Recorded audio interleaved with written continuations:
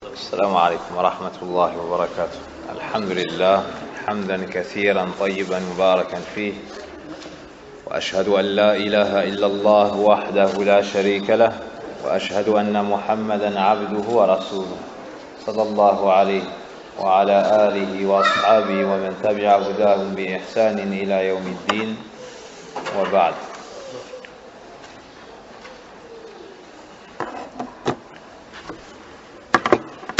قبل أن ندخل في درسنا نراجع ما مضى من المعلومات.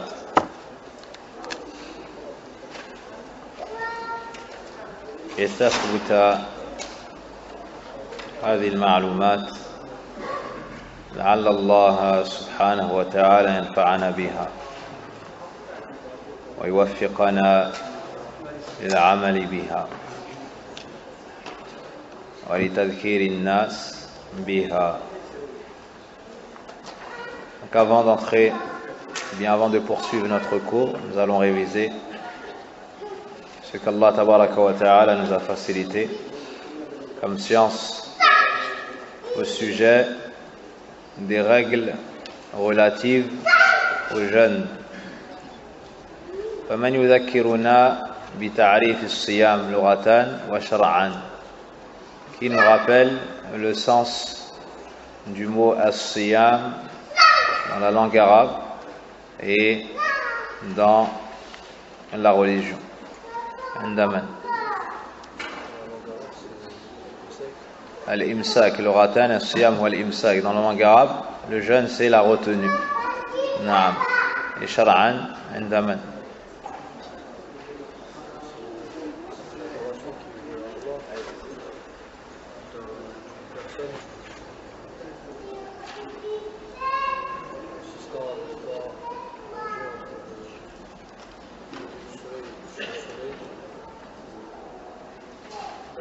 طيب.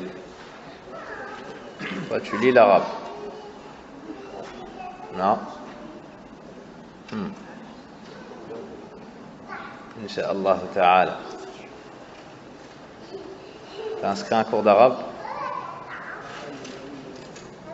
طيب. Il te manque quoi pour lire? Des lettres? Il te manque combien de cours? Quelques cours. طيب خير. Ibrahim تنظر معه à la fin du cours. Vous donnez rendez-vous et Inch'Allah dans un mois tu viens lire le Coran. D'accord? Inch'Allah ta'ala. Ana Salim n'est pas là? طيب خير.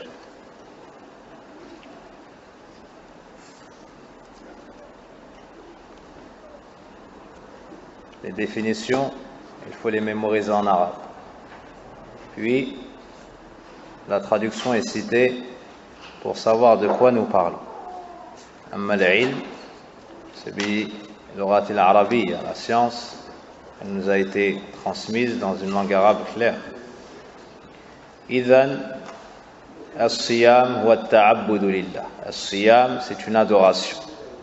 Et dans les définitions, lorsqu'on parle de la définition au sens religieux, il ne faut pas oublier de citer ta'abbudu lillah, c'est une adoration vouée à Allah. Ibn Uthaymin rahimahullah ta'ala a attiré l'attention sur ce point-là en disant que certains parmi les savants citent la définition sans mettre ta'abbudu lillah. Ainsi, ça ressemble à des actions, d'accord, c'est un peu mécanique. C'est un peu mécanique, mais en mettant ta'abbudu lillah, il y a cette notion d'adoration et de relation avec Allah subhanahu wa ta'ala. Wa ta'abbudu lillahi ta'ala min shakhsin makhsus. C'est une adoration accomplie par une personne particulière. Bil imsak anil mufattirat, qui consiste à s'abstenir de faire ce qui peut annuler le jeûne, ce qui annule le jeûne. Min tulu'il fajr ila ghurubi shams, et ce de l'aube jusqu'au coucher du soleil. Ensuite, nous avons vu arkan as-siyam, le jeûne repose sur deux piliers. Ma huma al-imsak wa an-niyya. Jazakallahu khayra. La retenue et l'intention. La retenue et l'intention. Ma hukmu siyami shahri Ramadan. Quel est le jugement du jeûne du mois de Ramadan? Naam. Naam. Hadihi martabatu. Ça c'est sa place dans l'islam. Wa ma hukmu al-wujub. D'accord? Wa ma martabatu fil islam. Quelle est sa place dans l'islam? Ruknun min arkanil islam. Naam. Son jugement c'est l'obligation. Et sa place dans l'islam, c'est un pilier de l'islam. Ça nous montre son importance. Donc, as-siyam, le jeûne du mois de Ramadan, ça a une grande place dans la religion d'Allah subhanahu wa ta'ala. En quelle année fut légiféré le jeûne ou bien son obligation? Ndaman. En l'an 2 de l'Égypte. Le prophète sallallahu alayhi wa sallam a donc jeûné combien de Ramadanat? 9. Oui. Puis nous avons vu les différents types de jeûnes. Par l'un de deux signes, nous avons l'obligation de commencer le jeûne du mois de Ramadan. Et lesquels? Par l'un de deux signes, nous avons l'obligation de jeûner le mois de Ramadan. Lesquels? Naam. Zuhur al-Hilal. L'apparition de la nouvelle lune, marquant l'entrée du mois de Ramadan. Naam. Le deuxième signe, Ikmalu Sha'ban 30 yawma. Ikmal Sha'ban 30 yawma. Le fait de compléter le mois de Sha'ban, d'attendre 30 jours. Taïb.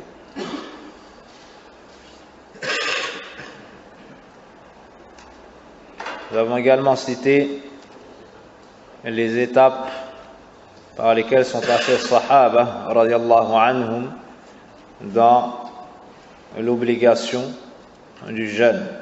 Des choses qui ont été abrogées, des choses ont été ajoutées jusqu'à ce que cette adoration fut parfaite par Allah subhanahu wa ta'ala.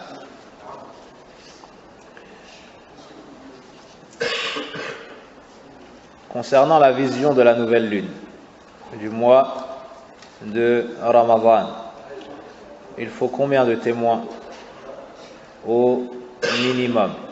Il faut combien de témoins au minimum? Naam. Wahid yakfi. Naam. Wahid yakfi. Bishart an yakuna musliman mukallafan. Musliman mukallafan adla qawi al-basar. Il faut qu'il soit musulman, qu'il soit responsable, c'est-à-dire baligh aqil, donc qu'il ait atteint l'âge de la puberté, qu'il soit doué de raison, qu'il soit une personne digne de confiance ayant une bonne vue. Personne digne de confiance ayant une bonne vue. Wala untha, même s'il y a une seule femme qui témoigne de la nouvelle lune, nous devons jeûner. Quant à la sortie du mois, il faut combien de témoins? 2 personnes. Il faut 2 personnes. Pour l'entrée d'un mois ou pour le témoignage, il faut 2 personnes. Pourtant, pour le mois de Ramadan, nous disons qu'une personne suffit. Pourquoi cela? Naam.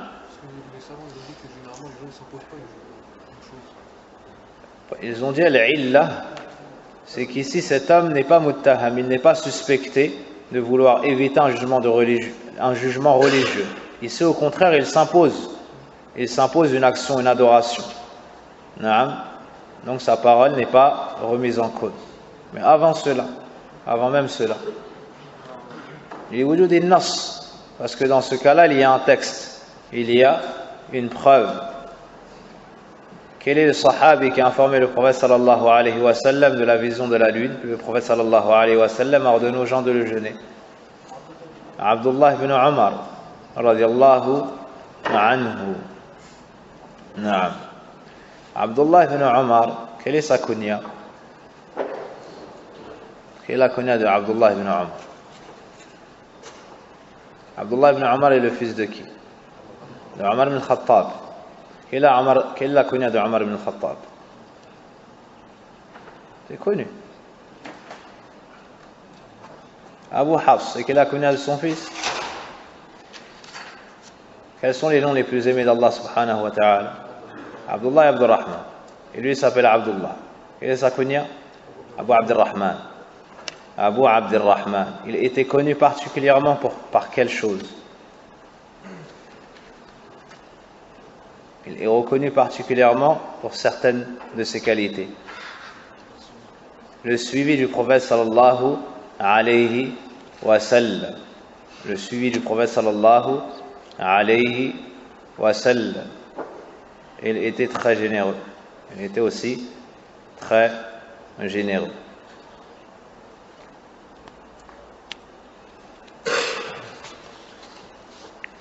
Pour témoigner, pour accepter le témoignage de la nouvelle lune d'un mois, à la base il faut 2 témoins. Il faut 2 témoins. Il y a le ijma' pour tous les mois, excepté le mois de Ramadan, comme on le sait, un seul suffit. Et il y a une légère divergence qui est rejetée pour le mois de Shawwal. Certains parmi les tabi'un ont rompu le ijma'.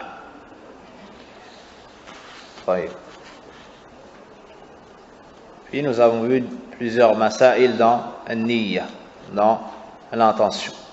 Avant d'arriver, quel était le point suivant? Shurut wujub. C'était ça? Condition d'obligation. Shurut wujub, siyami, Ramadan. Quelles sont les conditions d'obligation du jeûne du mois de Ramadan? Quelles sont les choses qui, lorsqu'elles sont réunies sur une personne, elles se retrouvent dans l'obligation de le jeûner? Il y en a 6. La première, al-Islam, ça exclut al-Kafir. Al-Kafir, on ne lui demande pas de jeûner le mois de Ramadan alors que c'est un Kafir. Et s'il se convertit, on ne lui demande pas de rattraper ses jours. On ne lui demande pas de rattraper ses jours. La deuxième condition, al-Bulugh, la puberté. La troisième condition, al-Aql, la raison. La quatrième condition, al-Qudratu alayh, le fait d'avoir la capacité de le jeûner. La cinquième condition, al-Iqam, le fait d'être résident, le fait de ne pas être en voyage. Et la dernière condition, as-salamatu min al-mawani', le fait de ne pas avoir d'empêchement. Ça concerne les femmes, et ce qui est voulu par cette parole, c'est al-hayd wa al-nifas, c'est les menstrues et les lochis. Après cela, nous avons vu shurutu sihhati siyam, les 5 conditions de l'authenticité du jeûne. Andaman al-Islam, donc al-Islam shartu wujub wa shartu sihha. Al-Islam, c'est une condition d'obligation et également une condition d'authenticité. Donc celui qui jeûne alors qu'il n'est pas musulman, alors qu'il n'a pas encore fait shahada, son jeûne n'est pas accepté chez Allah subhanahu wa ta'ala, même s'il prie, même s'il donne l'aumône et ainsi de suite. Tant que la personne n'est pas musulmane, Allah azza wa jal n'accepte pas d'elle. Allah tabaraka wa ta'ala n'accepte pas d'elle car il lui manque une condition d'acceptation des actes chez Allah tabaraka wa ta'ala. La deuxième condition, comment? Al-aql. Naam, ba'da dhalik. Inqita'u dam al-hayd wa al-nifas, l'arrêt des menstrues et des lochis. Naam, ba'da dhalik. At-tamyiz. Pour al-wujub, nous avons dit al-bulugh, la puberté. Ça c'est pour l'obligation. Mais pour l'authenticité de l'acte, at-tamyiz suffit. avoir atteint l'âge du discernement, qui est estimé par beaucoup de savants à 7 ans. L'âge auquel l'enfant comprend, est capable de répondre et distingue entre le bon et le mauvais, le beau et le moins beau, et ainsi de suite. Mais pour cela, il faut qu'il supporte le jeûne. Et cinquièmement, le fait d'avoir mis l'intention avant le premier jour de Ramadan. Le fait d'avoir mis l'intention dans la nuit, avant le Fajr. Avant le Fajr.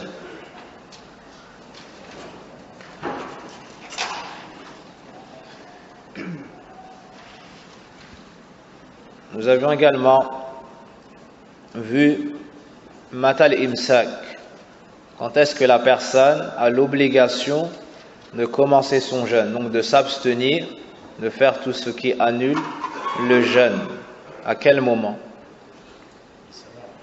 Bisama' al-adhan, l'écoute de l'adhan, ça dépend. À son heure. Si le mu'adhin fait l'adhan à l'heure, نعم مؤذن ثقة يؤذن في الوقت معروف بذلك نعرفه. Dans ce cas-là, nous avons l'obligation de suivre ça. نعم. Et le deuxième signe, l'apparition du trait blanc, c'est-à-dire al-fajr, c'est-à-dire l'entrée du fajr. Celui qui sait que le fajr est entré a l'obligation de s'abstenir de manger, de boire, de tout ce qui peut rompre son jeûne. وَكُلُوا وَاشْرَبُوا حَتَّى يَتَبَيَّنَ لَكُمُ الْخَيْطُ الْأَبْيَضُ مِنَ الْخَيْطِ الْأَسْوَدِ مِنَ الْفَجْرِ ثُمَّ أَتِمُّوا الصِّيَامَ إِلَى اللَّيْلِ. Sourate al-Baqarah, verset 187. Naam. Et quand est-ce que la personne peut rompre son jeûne? À partir de quel moment la personne peut rompre son jeûne? Andaman.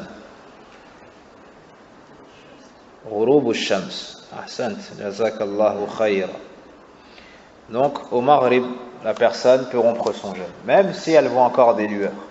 Même si elle voit encore des lueurs et que selon elle c'est encore le jour. À partir du moment où le soleil se couche, on rompt le jeûne. Et si mes souvenirs sont bons, قد انتهى الكلام إلى الأعذار المبيحة للفطر في رمضان. Les excuses qui permettent de rompre le jeûne durant le mois de Ramadan. عندما la première chose que nous avons citée,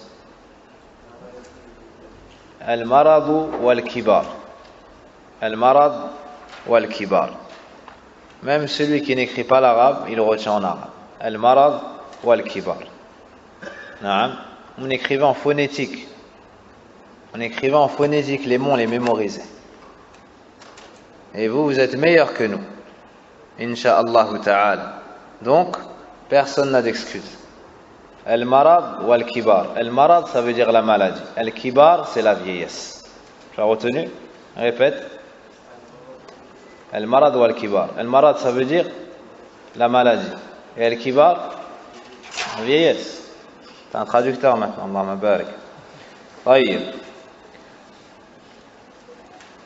Al-marad, de quelle maladie s'agit-il ici? De quelle maladie s'agit-il? Celui qui, par exemple, boite. Il boite. Considéré comme une maladie ou pas? C'est considéré comme une maladie. Est-ce qu'il peut rompre son jeûne? Non. Pas rompre son jeûne pour autant. إذن هو المرض الذي يشق معه الصوم. C'est la maladie avec laquelle le jeûne serait rendu difficile. Serait rendu difficile. واضح؟ طيب. Le malade, ou bien la maladie de laquelle nous espérons la guérison. À ce moment-là, comment est-ce qu'on se comporterait? Personne est malade, elle peut rompre son jeûne. C'est une maladie, incha'Allah ta'ala, passagère. comment est-ce qu'il doit se comporter? Il devra rattraper les jours manqués, les jours non jeûnés. واضح؟ طيب. Si c'est une maladie, ماذا لا يرجى برؤه, qu'on appelle incurable, qu'est-ce qu'il devra faire? Il devra nourrir un pauvre pour chaque jour non jeûné. Et comme on le verra plus tard, incha'Allah ta'ala, il ne nourrit pas avant la fin du jour, pour ce jour-là. Il doit attendre le maghrib, parce que al-fidya, ça vient à la place du jeûne, et le jeûne est fait quand il en atteint al-maghrib. Donc il peut nourrir après, mais pas avant la fin du jour. Avant la fin du jour. وَمَنْ كَانَ مِنْكُمْ مَرِيضًا وَعَلَى سَفَرٍ فَعِدَّةٌ مِنْ أَيَّامٍ أُخَرَ. Donc ça c'est la première et la deuxième excuse. La troisième, نعم, as-safar, le voyage. Le voyage. Comment est-ce qu'on dit le voyage? As-safar. Tu parles arabe alors? قليلا. Allahumma barik. Donc, le voyageur a la permission de rompre son jeûne. Mais s'il jeûne, son jeûne est valable. Ala sahih. Min aqwali ahli al-ilm. Le voyageur a la permission de rompre son jeûne. Mais si il le jeûne, s'il préfère jeûner, son jeûne sera valable. Et sachez que pour les gens qui ont une excuse, إذا زال العذر اختلف أهل العلم هل يلزمهم الإمساك بقية النهار أم لا يلزمهم ذلك. Sachez que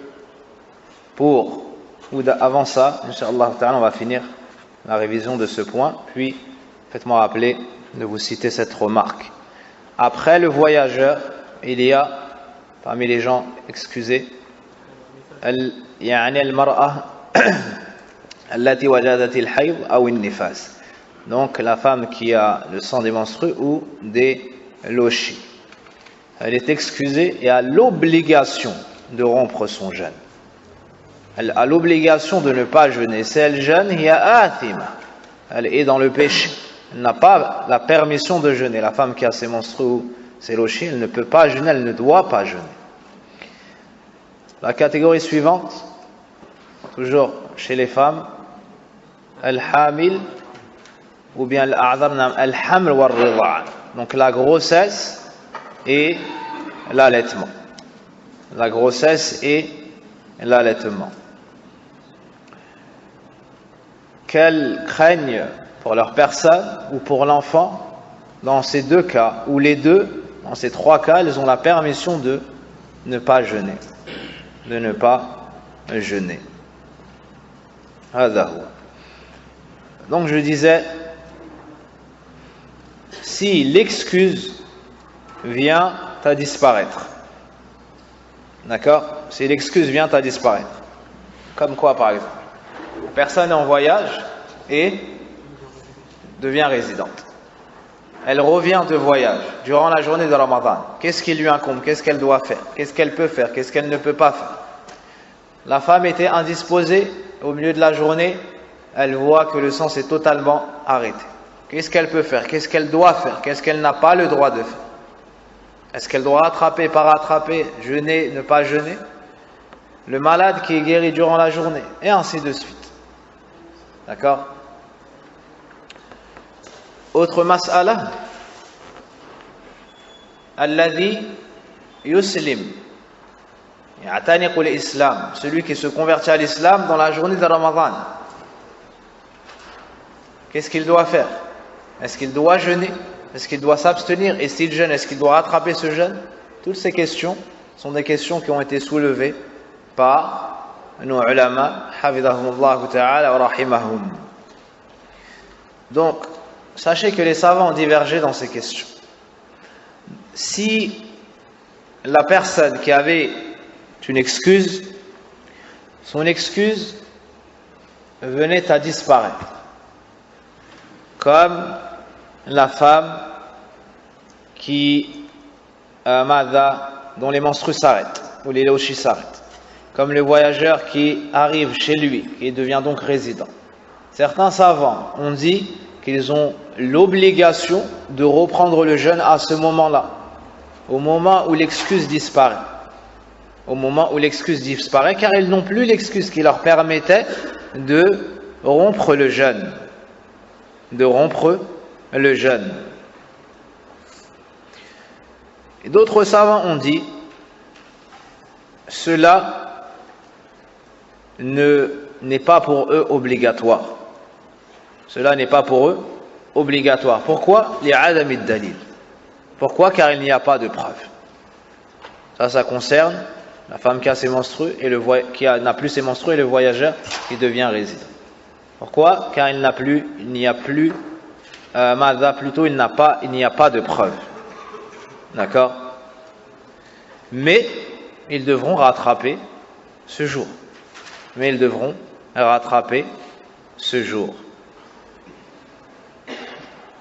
Certains ont dit, on ne leur dit pas que c'est obligatoire de jeûner ce jour comme les autres, mais ils devront s'abstenir les hurmatil yawm.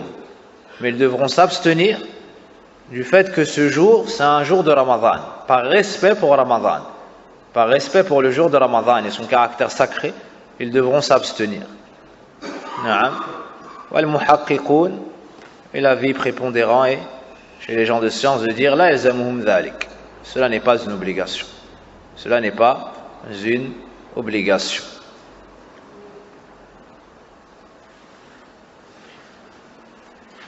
Le point suivant, vous notez mufattiratu siyam, les annulatifs du jeûne.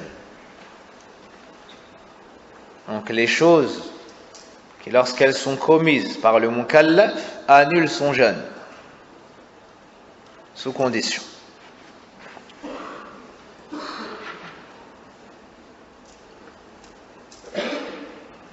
وقبل ذلك اعلموا أن المفطرات على نوعين. Avant cela, sachez que les annulatifs du jeûne sont de deux sortes. Les annulatifs du jeûne sont de deux sortes.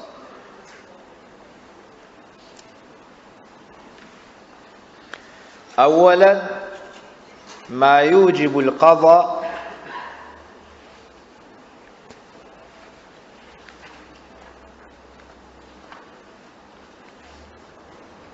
والكفارة. Premièrement,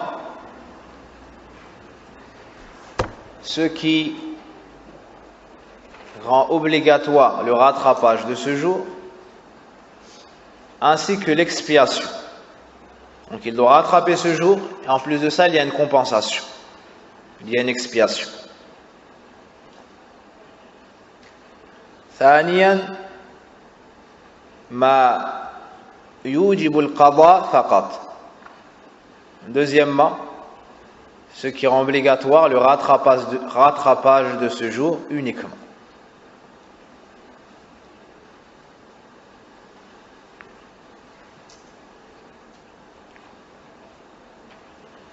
إذن مفطرات الصيام تبطل الصوم. هي الأمور التي تبطل الصوم. Le mufattir, c'est ce qui annule le jeûne. Et le mufattirat sont les choses qui annulent le jeûne de la personne.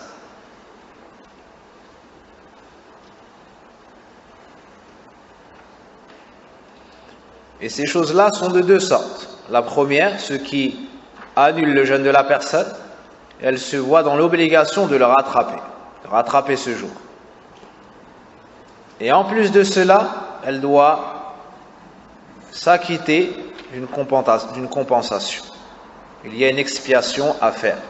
La deuxième sorte, c'est ce qui annule le jeûne, et la personne devra rattraper ce jour uniquement. Il n'y aura pas d'expiation. Le deuxième point à savoir, c'est que usulu al-mufattirat thalath. Les bases des choses annulatives du jeûne, ou la base dans les annulatifs du jeûne, c'est trois choses. Al-aklu wa shurb wal jima'. Premièrement, ou bien la première chose, manger. Vous dites plutôt la nourriture. La deuxième chose, la deuxième base, c'est la boisson. La troisième base, c'est les relations sexuelles.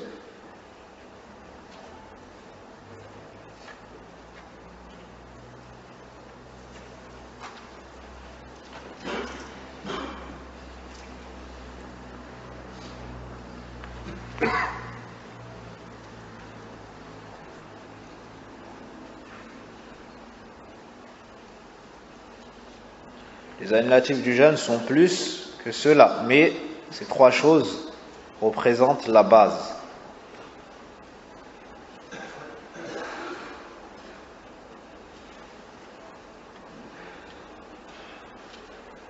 On trouve plusieurs appellations. Mufattiratu siyam, mufsidatu siyam également. Certains savants disent al-mufattiratu sab'atu anwa'. Il y a 7 sortes d'annulatifs du jeûne. C'est par exemple la parole du grand savant Ibn Uthaymin rahimahullahu ta'ala. Donc la première catégorie qui entre et qui représente la première sorte, c'est-à-dire que ça annule le jeûne, personne n'a l'obligation de rattraper ce jour et en plus il y a l'expiation. Al-jima', la première chose, c'est al-jima', le fait d'avoir des rapports sexuels. Wa huwa ilaju dhakar fil farj, le fait que l'homme entre son sexe dans le sexe de la femme. Wa huwa a'zamuha wa akbaruha ithman, et dans les annulatifs du jeûne, c'est la pire chose. فَمَتَى جَامَعَ الصَّائِمُ بَطَلَ صَوْمُهُ فَرْضًا كَانَ أَوْ نَفْلًا. Donc si le jeûneur commet cet acte, son jeûne s'annule, que ce soit un jeûne obligatoire ou que ce soit un jeûne surérogatoire. ثم إن كان في نهار رمضان, et dans le cas où cela se produit donc dans la journée du mois de Ramadan, alors que c'est un jeûne obligatoire durant ce mois, lazimahu, donc qu'est-ce qu'il devra faire? Awalan at-tawbah, premièrement le repentir. Premièrement le repentir. Deuxièmement, al-qadha. Deuxièmement, il doit rattraper ce jour. Et troisièmement, al-kaffaratul mughallada, l'expiation, la lourde expiation. Et c'est comme cela a été cité dans le hadith, idqu raqabah. Ici, Ibn Uthaymin dit mu'mina. Donc le fait d'affranchir un esclave croyant. فَإِن لَمْ يَسْتَطِعْ, s'il n'en a pas la capacité, il passe à la deuxième étape. فَصِيَامُ شَهْرَيْنِ مُتَتَابِعَيْنِ, il doit jeûner 2 mois consécutifs. 2 mois consécutifs, ça veut dire qu'il ne saute pas 2 jours. C'est-à-dire qu'il ne doit pas sauter 2 jours. Il doit jeûner 2 mois consécutifs, jour après jour. Le premier puis le second. وَلَا يُفْتِرْ إِلَّا لِعُذْرٍ شَرْعِي, et il n'aura pas le droit de rompre un jour, ne serait-ce qu'un jour de jeûne, sauf avec une excuse religieuse. Sauf avec une excuse religieuse. Ka ayyam al-Eid. Si par exemple c'est l'Eid, il ne peut pas jeûner. Alors il va s'abstenir de jeûner. Wa ka'ayyam at-tashriq, et aussi les 3 jours après l'Eid al-Adha, ayyam at-tashriq, les 3 jours, ne peut pas les jeûner. Aw li'udhrin hissi, ou s'il a une excuse physique, comme la maladie, naam, comme la maladie.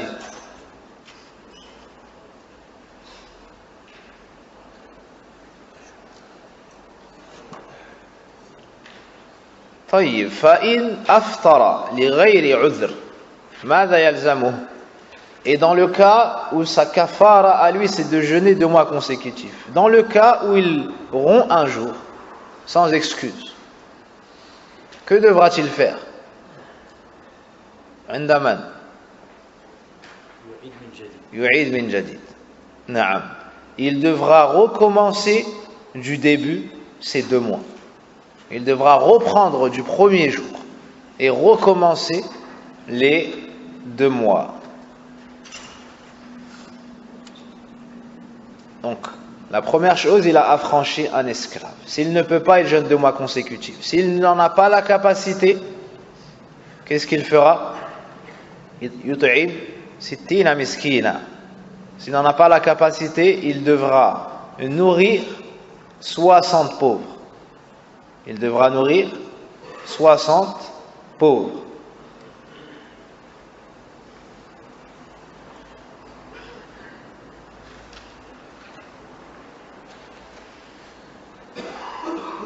في صحيح مسلم أن رجلا وقع بامرأته في رمضان فاستفتى النبي صلى الله عليه وسلم عن ذلك فقال هل تجد رقبة؟ قال لا. قال هل تستطيع صيام شهرين يعني متتابعين كما في الروايات الأخرى؟ قال لا. قال فأطعم 60 مسكينا الحديث وهو في الصحيحين مطولا.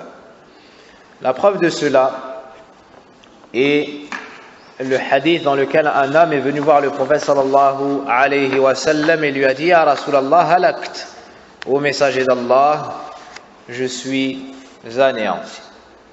Alors le prophète sallallahu alayhi wa sallam lui a dit: Wa ma ahlakak, et qu'est-ce qui t'a fait périr? L'homme a répondu: Waqa'tu ala ahli wa ana sa'im, j'ai eu des relations avec mon épouse, donc j'ai consommé avec mon épouse alors que je suis jeûneur. Le prophète sallallahu alayhi wa sallam lui a dit: affranchis un esclave. L'homme a dit: je n'en possède pas. Puis le prophète sallallahu alayhi wa sallam lui a dit: fasoum shahray mutatabi'in, alors jeûne 2 mois consécutifs. Alors l'homme lui a répondu: Ya Rasulallah, est-ce que je suis devant toi si ce n'est pour ça? Yani, j'ai pas réussi à patienter un jour durant Ramadan. Comment est-ce que je pourrais jeûner 2 mois consécutifs? Je ne peux pas. Puis le prophète sallallahu alayhi wa sallam lui a dit: fa'at'im 60 miskina, alors nourris 60 pauvres. Et il lui a dit: je ne possède pas cela. Naam. Lahza. Et il lui a dit: nourris 60 pauvres. Wadah. La personne ne possédait pas la capacité, n'avait pas la capacité de nourrir 60 pauvres. Plus tard, quelqu'un a donné un seau de date au prophète sallallahu alayhi wa sallam, ou un récipient de date au prophète sallallahu alayhi wa sallam. Le prophète sallallahu alayhi wa sallam a dit: Aïna sa'il, où est celui qui me questionnait? Il a dit: Ana ya Rasulallah, je suis là au messager d'Allah. Le prophète sallallahu alayhi wa sallam lui a dit: Khudh hada wa at'im bih. Il lui a dit: prends cela et nourris des pauvres. Puis l'homme a dit au prophète sallallahu alayhi wa sallam: Ya Rasulallah, aw ala afqar minni, est-ce que je dois donner cela à plus pauvre que moi?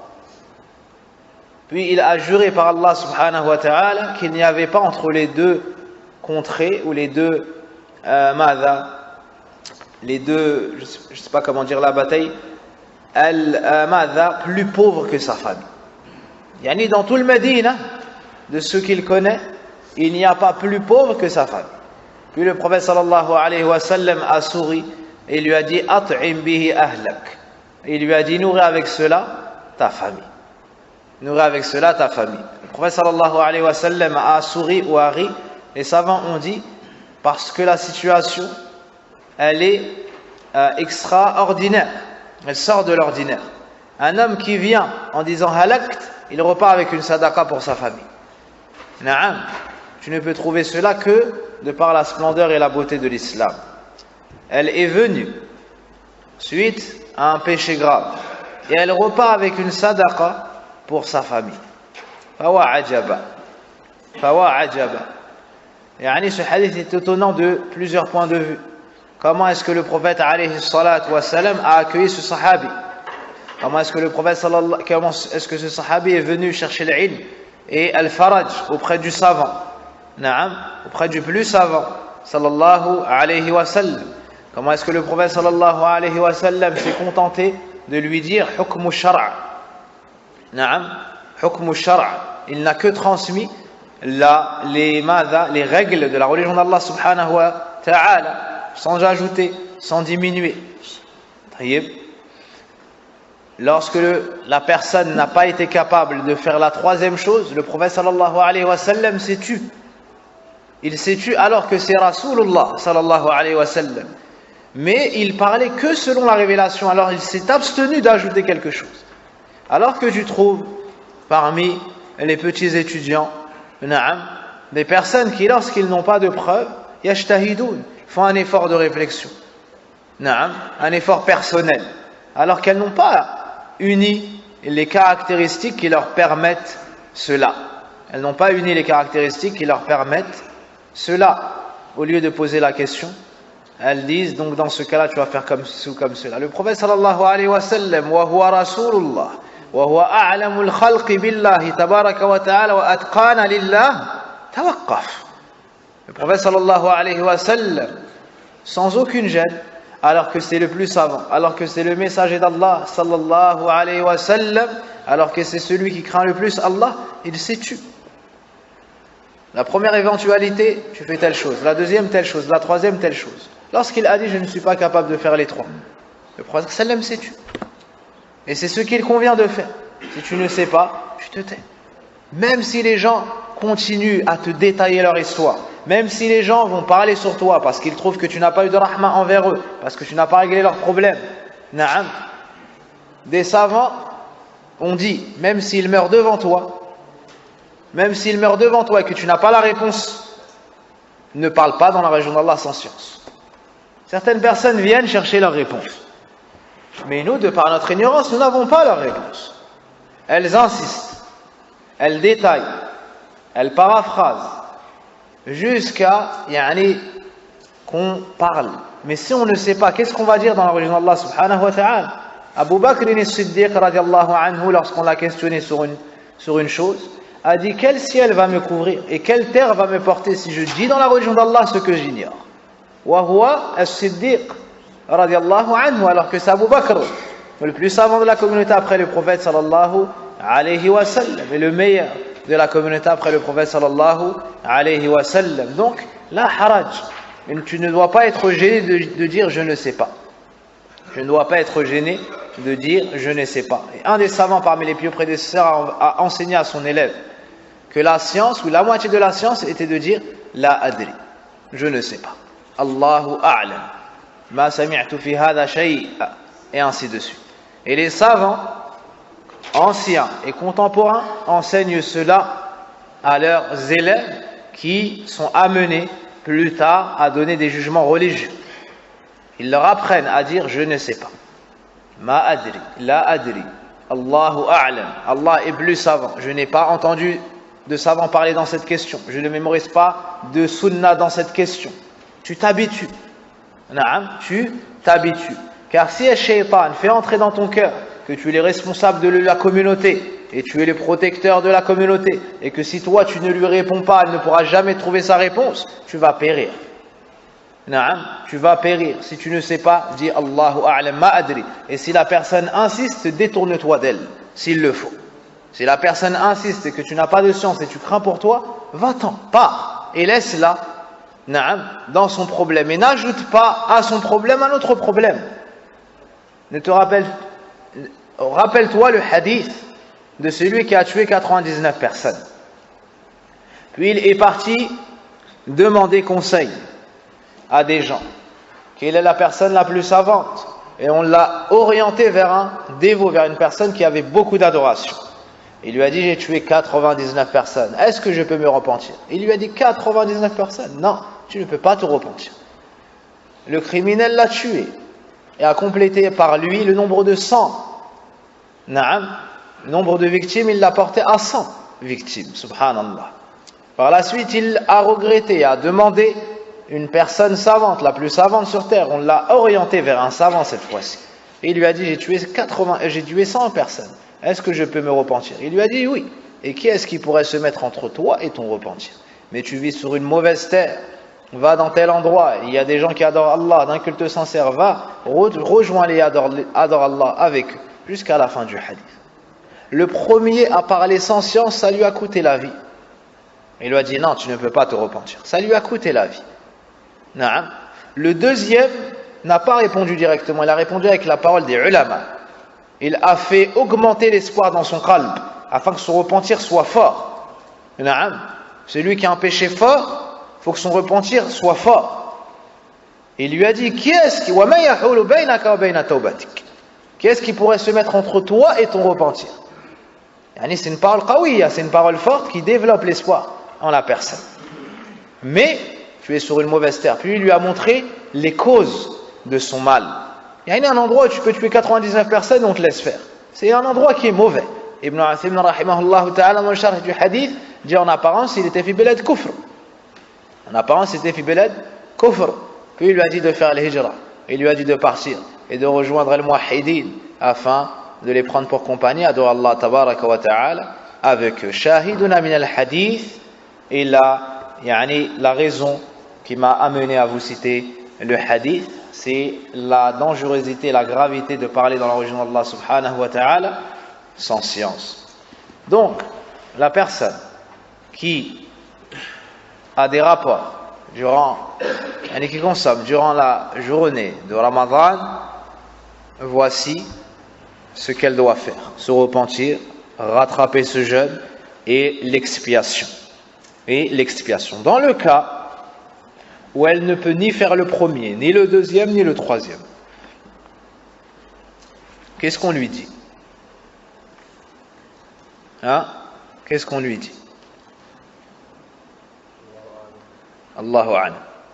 Excellente réponse. Jazakallahu khayran. Andaman. Elle n'a pas pu affranchir un esclave. Elle n'a pas pu jeûner 2 mois consécutifs.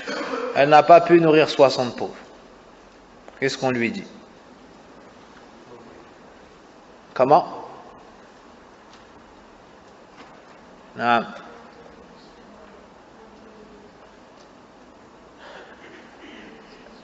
Taïb, jazakallahu khayran. Adam, ça c'est un des avis des gens de science. On attend qu'elle soit apte à faire l'une de ces choses-là. Donc, tabqa fi dhimmati. Ça reste suspendu en tant que dette. Au moment où il sera capable de nourrir 60 pauvres, il devra le faire. D'autres savants ont dit tasqut al-kafar. L'expiation tombe. Pourquoi? Parce qu'il n'est pas capable. Au moment où cela lui incombait, il n'en était pas capable. Alors, il n'a rien à faire. Comme dans le hadith. Fattaqullaha mastata'tum. Il me faut réviser le dernier point, le dernier avis que j'avais vu, c'est le fait de dire qu'il donne ce qu'il peut donner. C'est-à-dire, s'il peut nourrir 20 pauvres, il nourrit 20 pauvres. Naam. Et la preuve de cela, le hadith d'Abi Hurayra, fi as-Sahiha wa as-Sahihayn, قال النبي صلى الله عليه وسلم ما أمرتكم به فأتوا منه ما استطعتم. Ce que je vous ordonne, accomplissez-le autant que possible, selon votre capacité. Allah dit dans le Coran, fattaqullaha mastata'tum.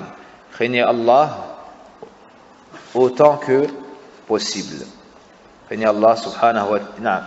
Craignez Allah autant que possible.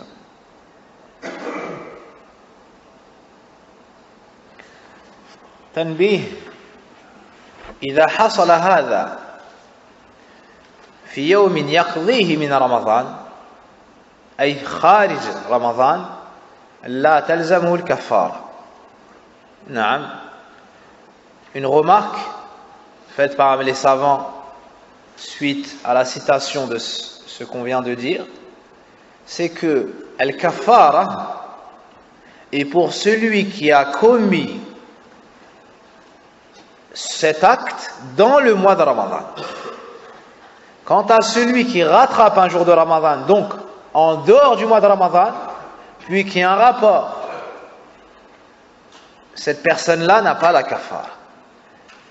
Cette personne-là a commis un péché, elle se repent, elle rattrape le jour, mais elle n'a pas le kafara. Parce que le kafara, elle est hurmati zaman. La kafara, elle est pour le caractère sacré du mois. Donc s'il rattrape un jour de Ramadan en dehors du mois de Ramadan et qu'il commet cette faute, on ne lui dit pas qu'il doit affranchir un esclave et s'il ne peut pas jeûner 2 mois consécutifs et s'il ne peut pas nourrir 60 pauvres. Al-kafara takun lirrajul wa lilmar'ati ayda in kanat muwafaqa. La kafara, l'expiation, incombe à l'homme, mais également à la femme, si elle était consentante. Mais si l'homme l'a forcé, alors lui seul aura al-kafara. Lui seul aura al-kafara. Puis les savants ont détaillé dans le cas où la personne a plusieurs rapports dans le mois de Ramadan ou plusieurs rapports pour un seul jour, est-ce qu'il y a plusieurs kafara et ainsi de suite.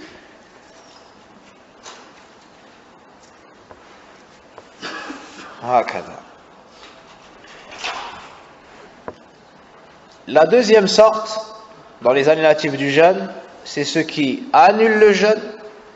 La personne a l'obligation de rattraper ce jour, mais il n'y a pas de kafara.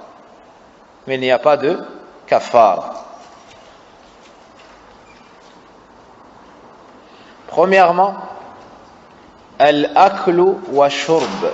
Premièrement, la nourriture et la boisson. Bidalil al-kitab wa sunna wa al-ijma'.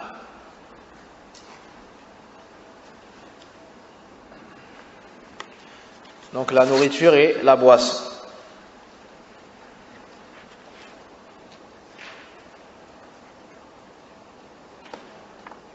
قال الله سبحانه وتعالى فالآن باشروهن وابتغوا ما كتب الله لكم وكلوا واشربوا حتى تبين لكم الخيط الأبيض من الخيط الأسود من الفجر ثم أتموا الصيام إلى الليل. Donc Allah subhanahu wa ta'ala dans Sourate al-Baqarah, lorsqu'il nous parle du jeûne de Ramadan, il nous dit un verset dont la traduction est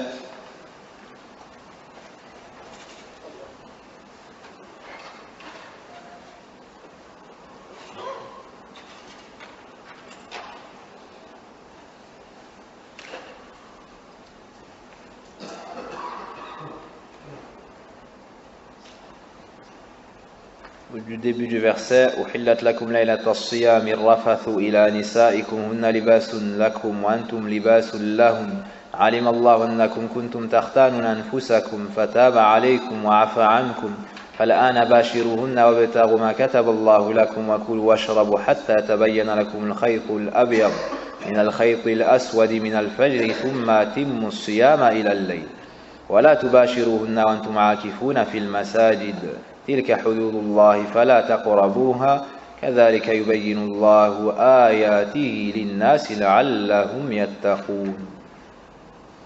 On vous a permis la nuit du siyam, donc du jeûne, d'avoir des rapports avec vos femmes. Elles sont un vêtement pour vous et vous êtes un vêtement pour elles. Allah sait que vous aviez clandestinement des rapports avec vos femmes, c'est-à-dire en cachette.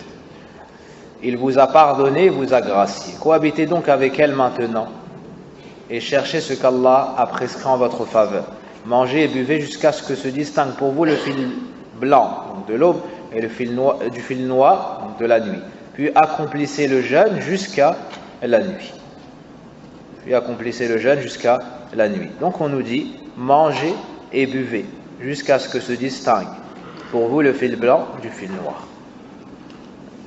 Puis accomplissez le jeûne jusqu'à la nuit. Donc en état de jeûne, tu n'as pas le droit de manger ni de boire. Tu n'as pas le droit de manger ni de boire. Et dans le hadith qu'on a cité et recité, yada'u ta'amahu wa sharabahu wa shahwatahu min ajli. Dans le hadith Qudusi, il délaisse sa nourriture, sa boisson et son plaisir pour moi.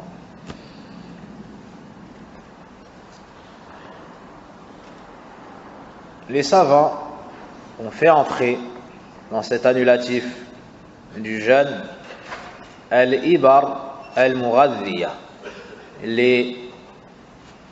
est-ce qu'on va dire ça, les seringues nutritives ou les piqûres, les madha, comment est-ce qu'on appelle ça, comment est-ce qu'on dit l'ibra, les piqûres, les piqûres nutritives. Donc ceci est nourrissant, ça a donc le même jugement que la boisson et la nourriture, ça nourrit le corps. Contrairement aux autres injections, ceci n'annule pas le jeûne, car ça n'a ni le sens de manger, ni le sens de boire. Et Ibn Uthaymin rahimahullah ta'ala a répondu à ceux qui ont dit, même si c'est d'autres, ça coupe le jeûne si ça le renforce. Ibn Uthaymin a dit non. Pour preuve, nous avons le droit de nous laver, de prendre une douche, de nous rafraîchir pour nous renforcer. Et cela ne coupe pas le jeûne.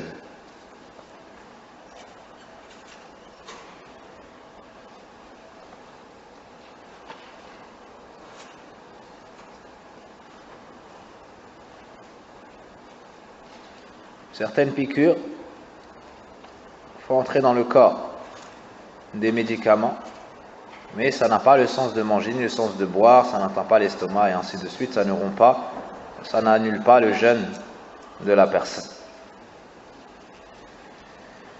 Une remarque importante, si la personne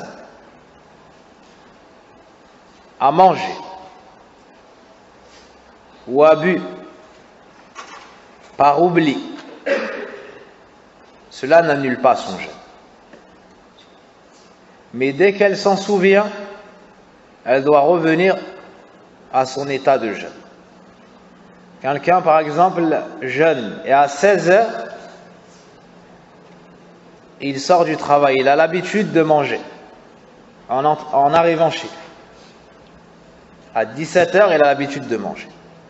Chaque jour de la semaine, il fait ça. Pendant Ramadan, il est sorti à 16 heures. Il arrive chez lui à 17 heures. Et son épouse lui avance de quoi manger. Elle a oublié, lui a oublié, il prend la nourriture, il mange, il finit le plat. Ou il finit son goûter, si on prend des goûters encore. Puis, il se souvient qu'il est fi nahar Ramadan. Il se souvient qu'il est fini à Ramadan, alors il revient à son état de jeûne. Qu'en est-il de son jeûne? Est-ce qu'il est abtalahu am la? Est-ce qu'il a annulé son jeûne par cette action ou pas? Non, même s'il a le ventre plein, son jeûne est bon, Inch'Allah. Naam, son jeûne est valable et il n'a pas rattrapé ce jeûne, même s'il a mangé ce qu'il a mangé. D'accord?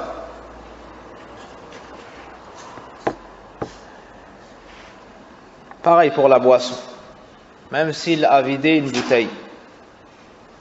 Même s'il a vidé une bouteille d'eau.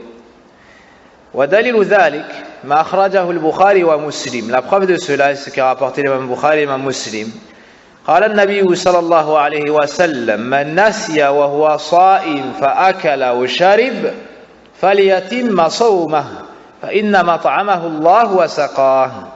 Le prophète sallallahu alayhi wa sallam a dit: celui qui a oublié alors qu'il est en état de jeûne, il a donc mangé ou bu, qu'il complète, qu'il poursuive son jeûne, car c'est Allah qui lui a donné à manger et à boire, car c'est Allah qui l'a nourri et abreuvé. Donc de ce hadith, les savants ont tiré que parmi les conditions pour que l'action annule le jeûne de la personne, al-dhikr, qu'il s'en souvienne, qu'il se souvienne de son état de jeûne, al-amd, qu'il fasse l'action volontairement, et al-ilm, et la science. On le rappellera, incha'Allah ta'ala, à la fin des annulatifs du jeûne. Entre également dans ce point-là, ma yasilu ila al-ma'ida an tariq al-anf. Entre également dans l'annulatif, cet annulatif, ce qui atteint l'estomac par le nez. C'est-à-dire celui qui se met des gouttes dans le nez, ou celui qui met quelque chose dans le nez, et cette chose atteint l'estomac, par cela il annule son jeûne. Que ce soit l'estomac ou autre chose, selon l'avis de certains savants. Et la preuve, يعني والدليل على أن الأنف منفذ إلى المعدة ويفطر قوله صلى الله عليه وسلم للقيط ابن سمرة ابن سبرة إن لم أخطئ قال له النبي صلى الله عليه وسلم بالغ في الاستنشاق إلا أن تكون صائما. La preuve de cela est que le prophète sallallahu alayhi wa sallam a dit à un compagnon: exagère lorsque tu fais entrer l'eau dans tes narines, al-istinshaq, sauf si, ou bien sauf lorsque tu es en état de jeûne. Exagère lorsque tu fais entrer l'eau dans tes narines. C'est-à-dire fais bien entrer l'eau dans tes narines. C'est une sunna, al-mubalagha fi al-istinshaq, comme nous l'avons vu bihamdillahi tabaraka wa ta'ala dans les cours sur al-tahara. C'est une sunna, sauf si tu es en état de jeûne, sauf lorsque tu es en état de jeûne. قال العلماء وهذا دليل على أن الأنف منفذ إلى المعدة. Les savants ont tiré de ce hadith que le nez était une entrée qui permettait d'atteindre l'estomac. C'est-à-dire qu'en mettant quelque chose dans le nez, ça peut atteindre l'estomac, donc ça annule le jeûne de la personne. Et lorsqu'on dit que de manger ou de boire annule le jeûne, ça n'est pas que pour une chose profitable au corps. Quelqu'un par exemple qui mange de la terre. Il y a des gens qui mangent de la terre ou pas? Quelqu'un qui mange de l'herbe. Tout ça, ça existe. Ou de la poussière ou autre. Ça annule son jeûne. Ça annule son jeûne. Personne qui mange quelque chose, même si ça n'est pas une chose profitable pour le corps, ça annule son jeûne. Que ça lui fasse du bien ou que ça lui fasse du mal, que ce soit une chose qui se mange en général ou non, tout cela annule le jeûne de la personne chez la plupart des savants. Le point suivant, at-taqayyu amdan, le fait de se faire vomir volontairement.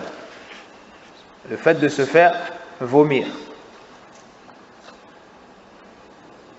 فخرج من ذلك من غلبه القي. Cela fait sortir celui qui vomit mais involontairement. C'est-à-dire qu'il ne s'est pas fait vomir, il n'a pas mis ses doigts dans sa gorge par exemple.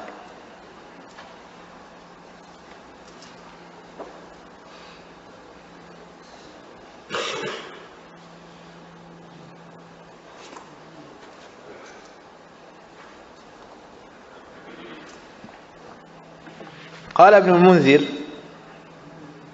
رحمه الله أجمعوا على إبطال صوم من استقى عمدا.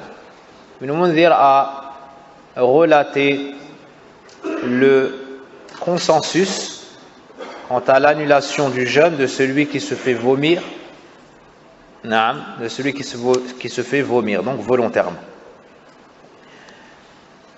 والدليل على ذلك قول النبي صلى الله عليه وسلم من ذرعه القي فليس عليه قضاء ومن استقى عمدا فليقضي. Le prophète sallallahu alayhi wa sallam nous dit, celui qui vomit involontairement, littéralement celui qui se fait battre par cela, donc celui qui vomit involontairement n'a pas à rattraper ce jour. N'a pas à rattraper ce jour. Et celui qui se fait vomir, qu'il rattrape ce jour. Et celui qui se fait vomir, qu'il rattrape ce jour. رواه أبو داود والترمذي من حديث أبي هريرة رضي الله عنه وصححه العلامة الألباني رحمهم الله. وطرق الاستسقاء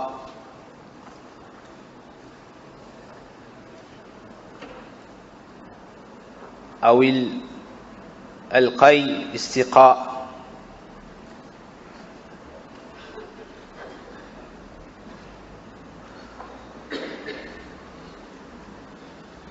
عديدة كالنظر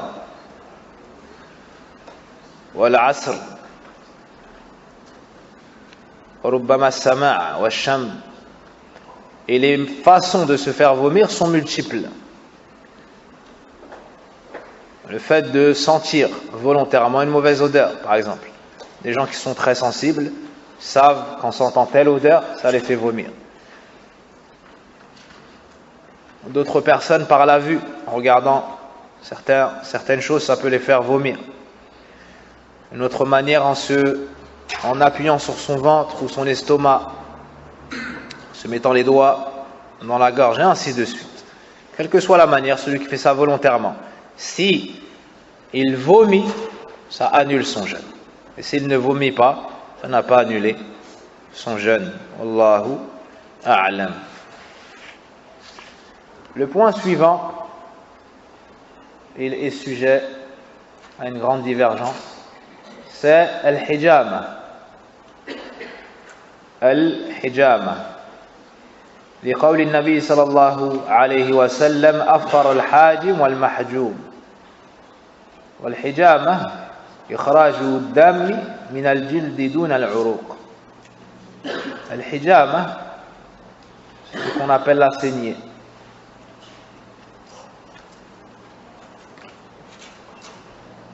Il y a une grande divergence à ce sujet. La divergence est forte. Est-ce que ça annule le jeûne ou pas?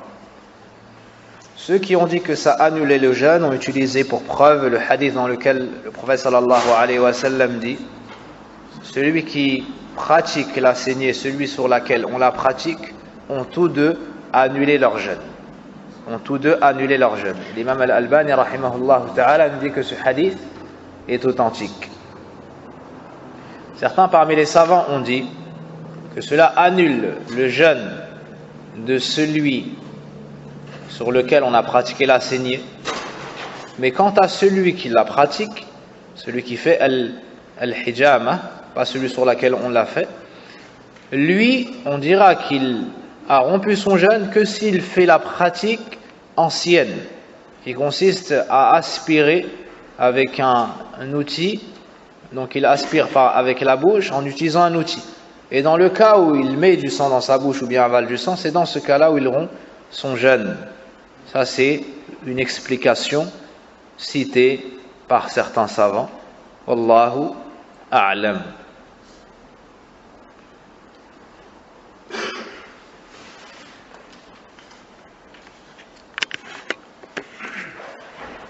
hadith أفطر الحاجب والمحجوب, c'est le hadith de Thawban رضي الله عنه عند أحمد وأبي داود.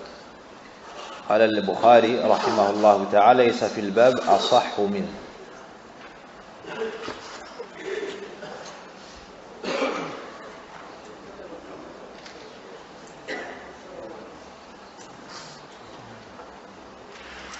La sécurité dans cette mas'ala, même si d'autres savants disent que le hijab n'annule pas le jeûne, c'est d'attendre le maghrib pour celui qui veut pratiquer le hijab pendant Ramadan.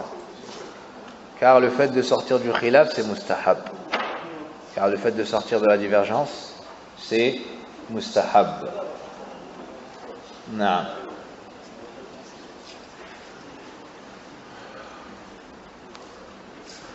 Le point suivant, khuruj dam al-hayd wa an-nifas. C'est l'écoulement du sang des menstrues ou des lochis. Ceci annule le jeûne de la femme, ijma'an, sans aucune divergence.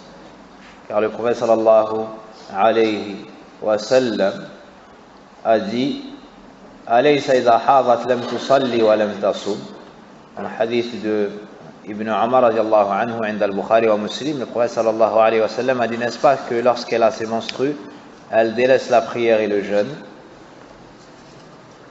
Donc lorsque la femme a ses menstrues, ça coupe son jeûne, même s'il ne restait que 2 minutes avant le maghrib, même s'il restait que quelques minutes avant le maghrib, ça annule son jeûne, elle arrête de jeûner et elle devra rattraper ce jour. Elle devra rattraper ce jour. Et dans le cas où ces menstrues viennent 1 minute après l'adhan, yani juste après le maghrib, après le coucher du soleil, son jeûne est valable. Son jeûne est valable. Donc si ça vient avant, ça coupe son jeûne. Si ça vient après le maghrib, son jeûne est valable, elle n'a pas à le rattraper. Elle n'a pas à le rattraper. Parmi ce qui annule le jeûne, niyatul fitr, l'intention. Celui qui met l'intention de couper son jeûne, d'accord, ça coupe son jeûne. Celui qui met l'intention sur le coup de couper son jeûne, ça coupe son jeûne. Celui qui met cette intention avant le maghrib, il a annulé son jeûne, il devra le rattraper. Car parmi les piliers du jeûne, an-niyya. Donc lui a enlevé an-niyya, il a enlevé l'intention. وقال النبي صلى الله عليه وسلم إنما الأعمال بالنيات. Parmi les annulatifs du jeûne, inzalul mani ikhtiyaran, le fait de faire sortir le sperme volontairement, que ce soit bilistimna, que ce soit par la masturbation, que ce soit avec des préliminaires ou autres, ou que ce soit en répétant le regard sur une chose provoquant le désir. Tout ceci, si la personne madha éjacule, ça annule son jeûne. Quant à celui qui a vu une chose une seule fois, ça n'annule pas son jeûne. Celui qui a vu une seule chose, son liquide sort, ça n'annule pas son jeûne, car le premier regard est excusé. La kal'oula wa laysat la kathaniya, comme a dit le prophète sallam, tu as le premier et pas le deuxième. Et le prophète sallallahu alayhi wa sallam a dit dans le hadith, qala Allah yada'u ta'amahu wa sharabahu wa shahwatahu min ajli, dans le hadith qudusi, et il délaisse son plaisir. Donc celui-ci n'a pas délaissé son plaisir. Voici les annulatifs du jeûne, qui sont donc de 2 sortes. Ce qui annule le jeûne, la personne doit le rattraper, et en plus elle kafara, c'est el jima'. Et pour le reste, ça annule le jeûne et elle doit rattraper ce jour. Wallahu a'lam, wa sallillahumma barik ala nabina Muhammadin wa ala alihi wa sahbihi ajma'in. Subhanakallahumma wa bihamdik, ashhadu an la ilaha illa ant, astaghfiruka wa atubu ilayk.